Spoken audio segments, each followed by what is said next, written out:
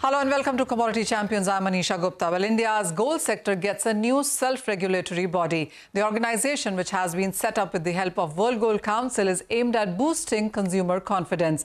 The Indian Association for Gold Excellence and Standards has been tasked with ensuring free, fair and sustainable practices in the industry, along with regulatory compliance. The association will establish a code of conduct and introduce an audit framework created by the industry itself. It is set to be operational by early next year, and the adoption of the organization's code will be entirely voluntary for companies.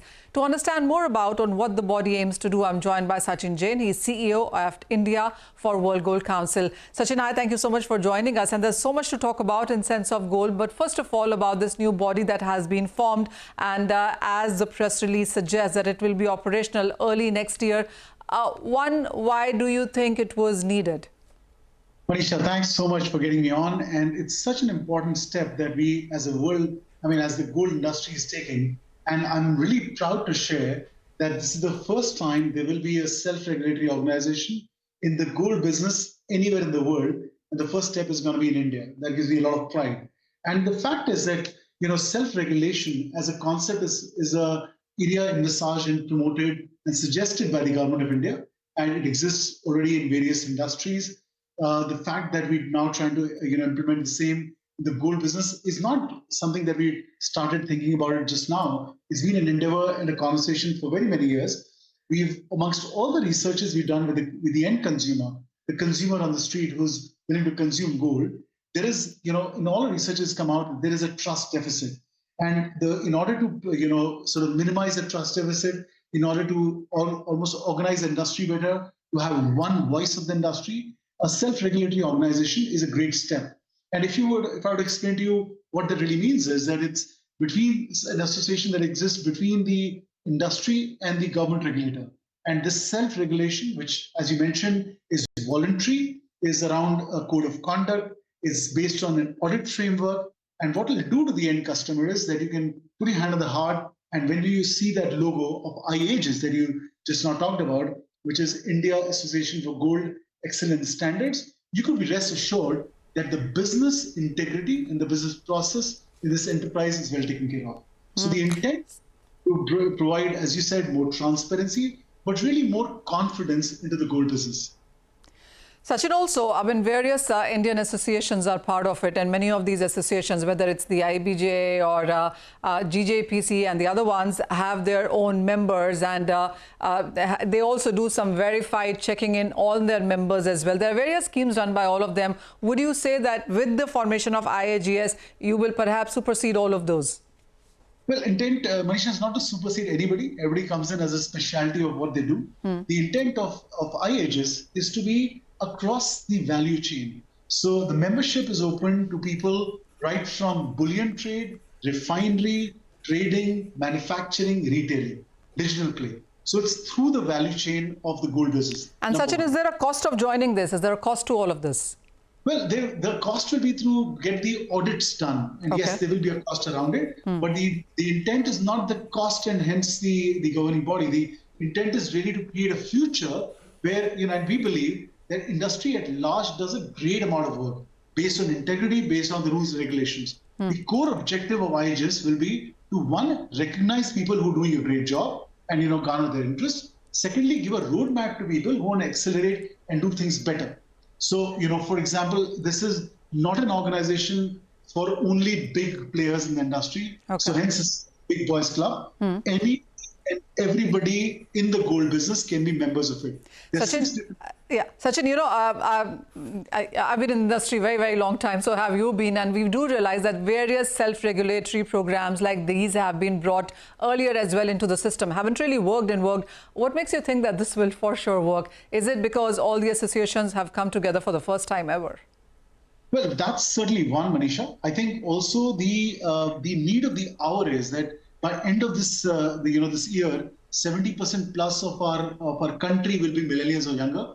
And as an industry, we got to gear up to have right answers and right solutions for the new age consumer. That's number one. That'll be the core driving factor.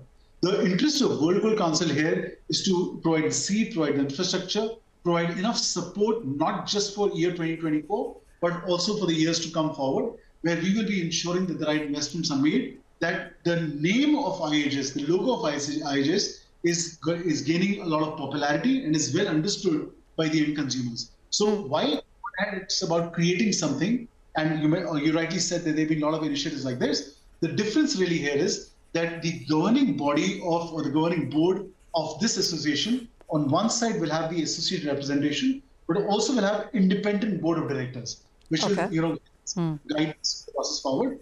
And secondly, we'll be investing huge amount of energies and money to communicate and make aware of what IAGES is to the end consumer. So that really walk into stores which stand for integrity and hence have the IAGES logo.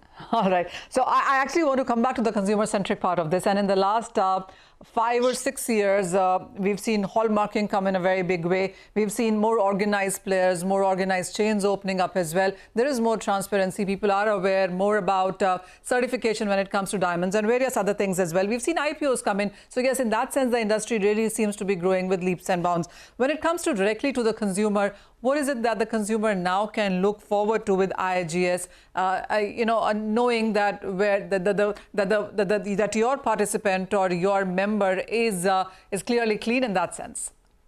Well, I think, Manisha, for different verticals, as I mentioned, different parts of the value chain, the different layers of code of conduct that every player will have to adhere to. And the audit will happen by independent body, which will be done through auditors. So it's pretty serious in that sense. And I can assure you that the way it's framework, it's incorporating the big and the small, the geographical variation of rural and urban, and big to small and everybody else. Now, what that will do is we'll almost create a framework of understanding or being sure that right business practices are followed. So while you're talking about hallmarking, yes, of course, that's industry norm now, but taxation paying. Are you providing, is there no child labor in our business? Are you providing enough infrastructure for your laborers? Are you providing, proper billing standards? So all of these things, which will be important for a consumer at large.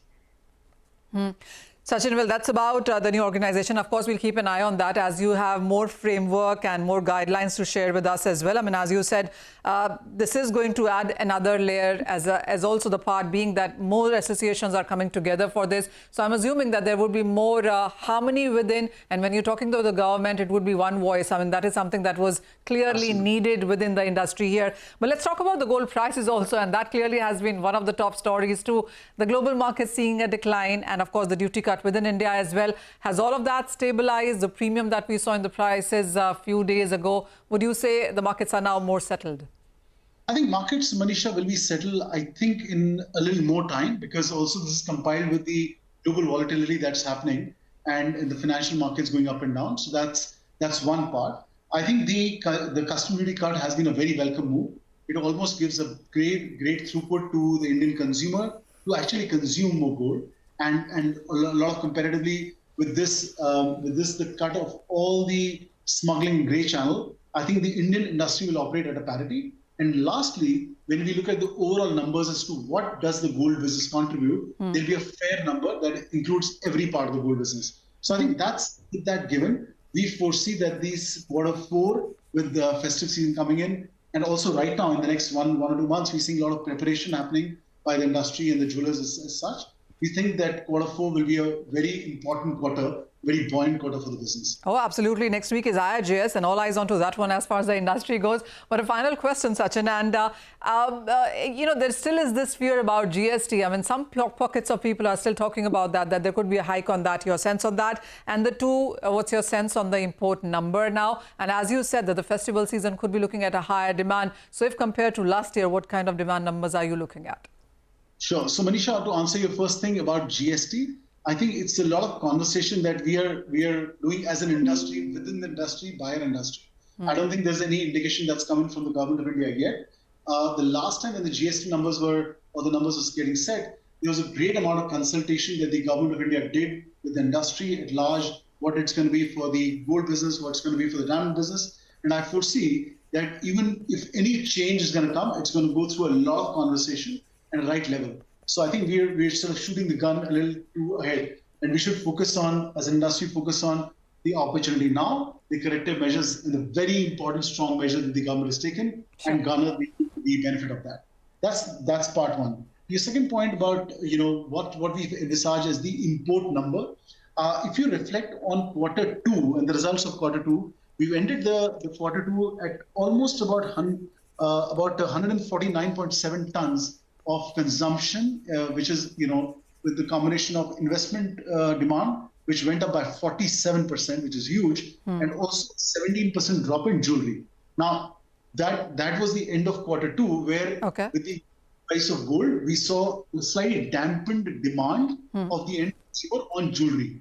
Now, with this change of correction, now our earlier envisaged number for the year, which was around 700 to 750 tons, I think we will still get to that same number, perhaps at the end of that number. And hence, I think that even with this slightly slowdown in quarter two, it's going to get picked up and we'll get to the same numbers minimum at 700 to 750 tons at the end of the year. All right. So strong numbers coming in, and of course a lot of euphoria after the prices have declined, and why not, because we're heading into the festive season as well. Sachin, thank you so much for joining in and talking all things gold. But with that, we have to take a very short break. But coming up, the crypto markets have improved after a near meltdown on the back of sell-off in wider markets. A discussion with Dilip Shenoy, chairman of Bharat Web3 Association, when we return.